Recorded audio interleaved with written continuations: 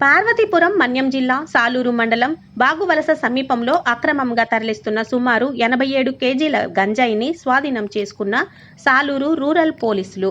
ఈ గంజాయిని ఆంధ్ర ఒడిశా సరిహద్దు నుండి సాలూరు మీదుగా పశ్చిమ బెంగాల్ రాష్ట్రానికి బొలెరో వాహనంలో అక్రమంగా తరలిస్తూ ఉండగా ముందస్తు సమాచారం మేరకు సాలూరు మండలం బాగువలస సమీపంలో పట్టుకున్న పోలీసులు వాహన డ్రైవర్ని అదుపులోకి తీసుకొని ఆయన వద్ద నుండి సుమారు 87 కేజీల గంజాయి, ఒక సెల్ ఫోన్, 15,000 రూపాయల నగదును స్వాధీనం చేసుకున్న పోలీసులు.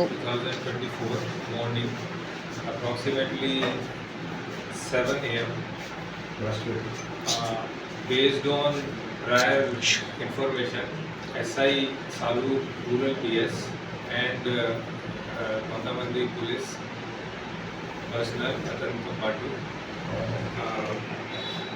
ప్రయర్ ఇన్ఫర్మేషన్ మీద ఒక బొలెరో వెహికల్ని ఇంటర్సెప్ట్ చేయడం జరిగింది. వెహికల్లో ఒక డ్రైవర్ మాత్రమే ఉన్నాడు. ఫర్దర్ సర్చ్ చేస్తే వెహికల్లో సుమారు 41 ప్యాకెట్స్ 87.29 kg గాంజా వెహికల్లో దాచుకొని ఇది క్యావిటీస్లో పెట్టాడు.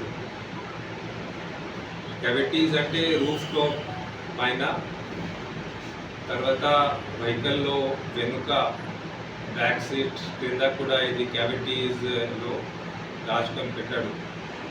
సో టోటల్ 41 ప్యాకెట్స్ అండ్ అది వెయిట్ చేస్తే 87.